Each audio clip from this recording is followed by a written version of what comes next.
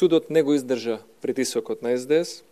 и не се ја исполни законската обврска судиите да одлучуваат само и само врз основа на устав и на закон и никако поинако. Што вели законот по однос на употреба на материјали кои што можат или не можат да бидат сметани како докази? Член 12, став 2 од Законот за кривична постапка вели дека доказите прибавени на незаконит начин,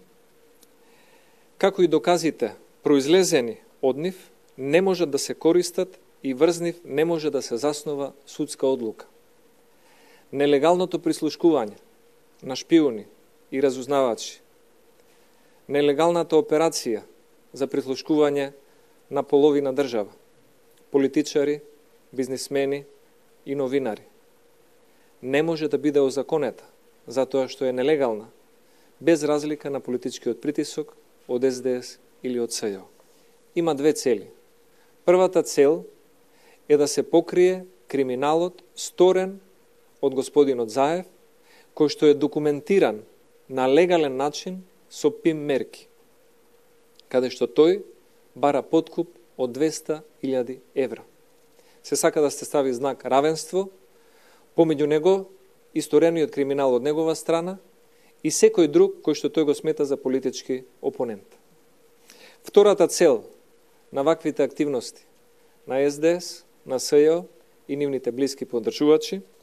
е да се дигне една димна завеса во овој период, кога владата е неспособна да изгаси 2 депонии и 10 пожари, кога владата е неспособна